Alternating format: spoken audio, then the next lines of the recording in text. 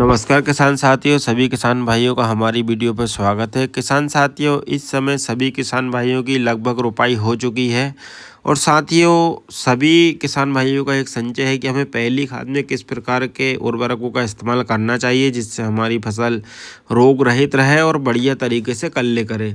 तो साथियों सबसे बड़ी एक दिक्कत होती है वो है कि हमारी फसल ज़्यादा से ज़्यादा कल्ले करे और सभी प्रकार के उर्वरक और माइक्रोन्यूट्रिएंट डालने के बाद भी अगर आपकी फसल भी कल्ले नहीं करती है तो साथियों हम कहाँ गलती कर रहे हैं और किस प्रकार का खाद हमें पहले यूरिया के साथ डालना चाहिए। तो साथियों आज हम उसी पर बात करने वाले हैं कि कीटनाशक हमें किस प्रकार का लेना चाहिए। तो आप देख सकते हैं हम क्लोरेंटानिलीप्रोल 0.4 जो आता है, उसके बाद फंगीसाइड सल्फर 80% WDG, उसी के साथ साथियों हम लेने वाले हैं zinc sulphate 33%, chloro 505, seaweeds base granular fertiliser जिसको हम माइक्रोराजा कहते हैं, और ये है क्लोरोपाइरीफास सल्फर मीथेन। साथियों ये है DAP यूरिया।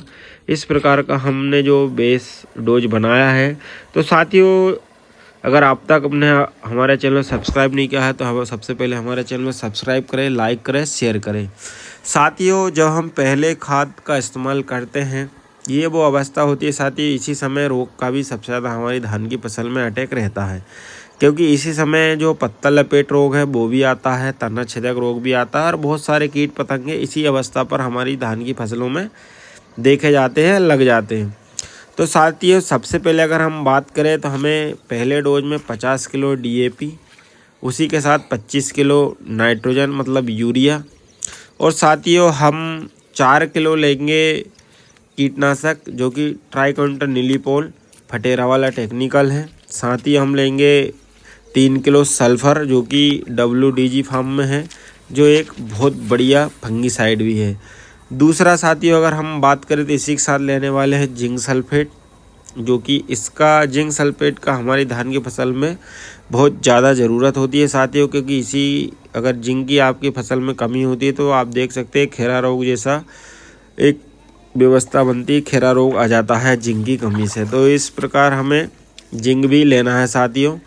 दूसरी बात साथियों हम इसी के साथ में ले रहे हैं क्लोरो 505, क्योंकि इस अवस्था पर बहुत सारे कृमि या सूक्ष्म रोग जो है कवक लग जाते हैं हमारी धान फसल में और ग्रोथ में काफ़ी दिक्कत करते हैं, या फिर लाल कृमि भी हमारी फसल में लगा रहता है। इसी कारण से हमारी जो धान की फसल है अच्छी तरीके से ग्रोथ नहीं कर पाती है। तो साथियों मैंने जैसा कि आपको बताया है जिंक यूरिया DAP सल्फ़र और क्लोरेंटानिलीप्रोल जिसको हम उपयोग करने वाले हैं, जिससे तना छेदक और पत्ता लपेटक रोग से हमें हमारी धान की फसल में आने से पहले ही इस प्रकार की बीमारी या कीट नहीं लगते हैं। तो इसलिए हम ट्राइकोनिलीप्रोल का भी इस्तेमाल हमारी धान की फसल में करने वाले हैं। साथियों अक्सर होता क्या है कि जब हम पहला खाद डालते हैं और बहुत सी चीज़ें इसमें छूट जाती है, जैसे कि हमारी धान की फसल के लिए सर्वपोषक जो तत्व है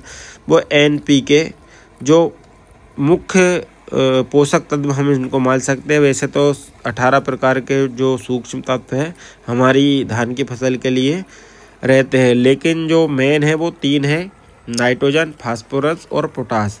तो साथियों ये है पहला डोज। अगले डोज में हम आपको बताएंगे कि आपको किस समय पोटास का इस्तेमाल करना है और नेक्स्ट डोज में हमें क्या क्या लेना है उसके बारे में हम डिटेल से जानकारी और नेक्स्ट वीडियो में देंगे। लेकिन साथियों इस कड़ी में जो हमने खाद लिए हुए हैं वो इस प्रकार से लिए हुए हैं कि जिसमें कि प्रथम पोषक तत्व, दूसरा जो कि धान में इस अवस्था पर पत्ता लपेट जो सुंडी लगती है वो बहुत ज़्यादा लगती है, तो इस अवस्था में इसीलिए हमने ट्राइकोनिलीप्रोल लिया है। और सभी जो तत्व है धान के लिए पोषक तत्व है उनको सभी को ध्यान में रखते हुए हमने इस प्रकार का डोज कंप्लीट किया है साथियों, जिससे कि हमारे किसान भाइयों को आगामी कोई भी समस्या ना हो। नेक्स्ट डोज के लिए साथियों हम नेक्स्ट वीडियो में उसके बारे में आपको जानकारी देंगे कि हमें अगले जो हमारा धान का डोज है या उसमें कौन कौन से खाद लेना है, न्यूट्रिएंट्स लेना है और कौन कौन से कीटनाशक लेना है। तो साथियों बने रहें हमारे साथ ऐसी जानकारी प्राप्त करने के लिए। धन्यवाद।